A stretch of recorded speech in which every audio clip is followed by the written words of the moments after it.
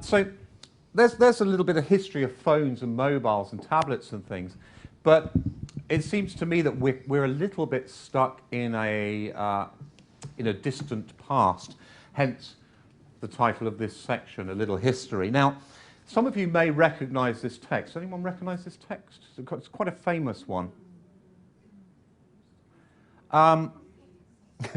Everyone's doing it now, aren't they? My summer holidays were...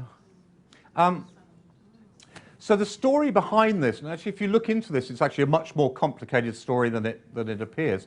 The story behind this is that this goes back to 2003, I think.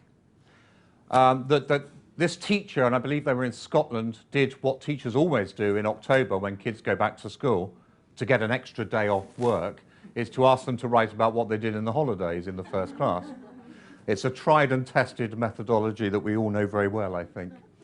And this teacher apparently received this piece of writing as a what I did in my summer holidays.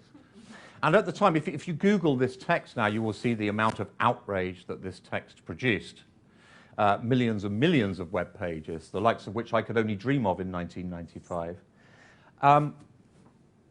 I'm not going to go through the text because obviously a lot of you have seen it, and if you're online watching this from a distance, you'll be able to Google it.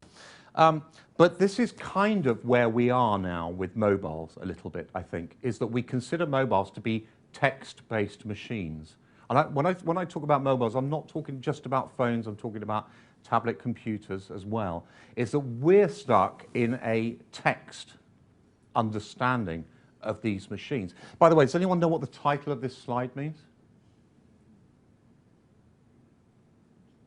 It's a quotation from Shakespeare. What do kids call a horse? Okay? A horse, my kingdom for a horse. This came from a Times competition to write great works of literature in text language. Fantastic. So this is where we are. Now there was, at the time, great outrage that the mobiles and mobile phones and things were destroying the English language. If you ever get the chance to read this book by David Crystal called Texting, the Great Debate, David did quite a lot of research into what was happening to English in the era of SMS and messaging and things, and he found two interesting things.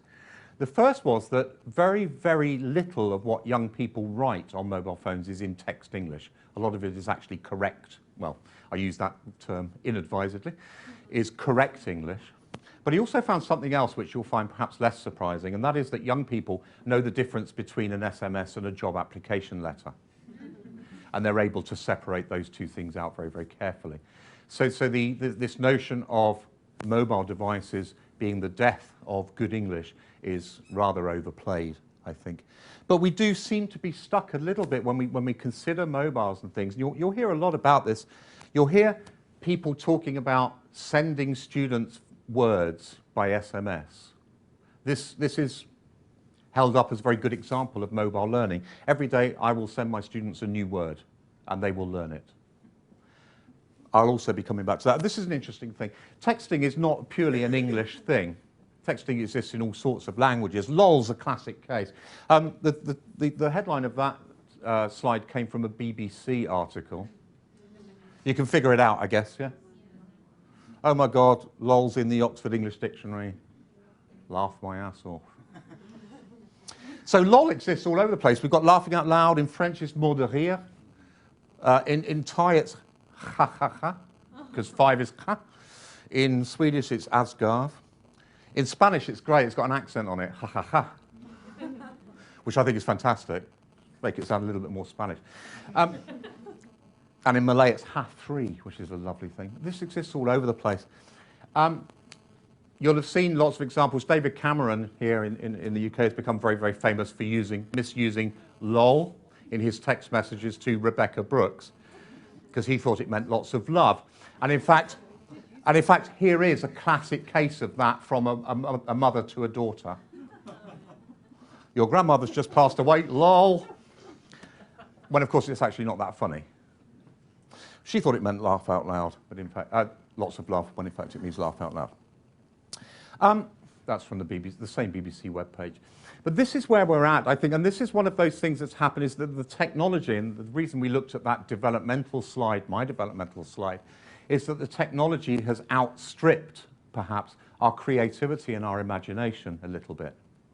So we look at these things, and we look at them purely in the sense of what they do for us. I look at my mobile phone, and I know it does a few things for me. It does predominantly text messaging. I like to be in touch with people during the day. Of course, it does a lot more. I'll do Facebook and take photographs and share them, things like that.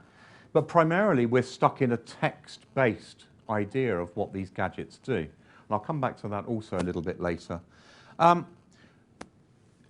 Two conversations there, one from a blog post I did and one from a blog post that Jeremy Harmer did. He's sitting back there.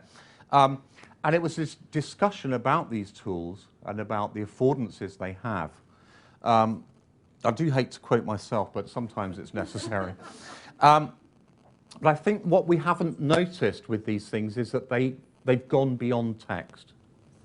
They've become something amazing and something incredible. And they've become what people call a convergence device. They combine all sorts of affordances into one small thing. You've got a digital stills camera, a digital video camera, you've got an audio recorder, you've got a note taker, you've got a web browser, you've got a blog reader, you've got a social network tool, and everything's in there. But we still primarily look at these gadgets as text gadgets. And that's something we need to get past a little bit, I think. Okay, so what's happening? Well, what's happening, I think, is that people are freeing themselves from their desks a little bit. Up until about 4 or 5 years ago, we were virtually inextricably linked to a physical computer in a location. If you wanted access to the internet, you sat at a desk or on the sofa or something. But you sat down with a large piece of equipment, a desktop computer or a laptop computer. This was something I found really, really interesting. This is a survey in Japan about how people access social networks. So here we have 2006 on the left-hand side. In 2006, 83% of people accessing social networks did it on a desktop computer, okay? And 17% did it on some kind of mobile gadget. Fast forward to 2010, you've got inversion of those statistics. 84% of people are accessing social networks on mobiles and only 16% on computers. So this transformation is complete almost in Japan.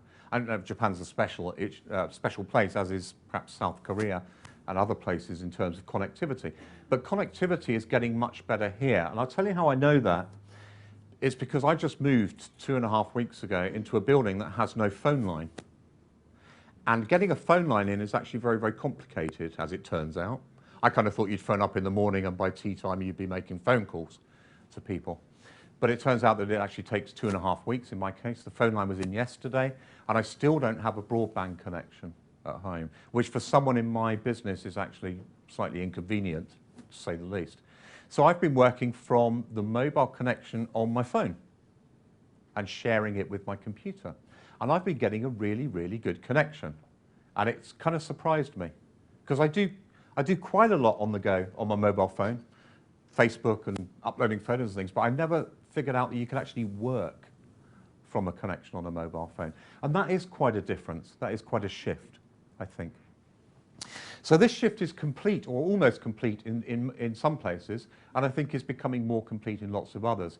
And the UK is pretty good now. You see the launch of 4G recently. I don't know if is it in Cambridge? Nah, it's not where I live. It never is it? If you live in London, you're getting great speeds, or Manchester, but this, it'll propagate around the country. So things are changing in terms of connectivity, and that's a big thing. And I think we'll be much more on the yellow bar very, very soon, sooner than you might imagine.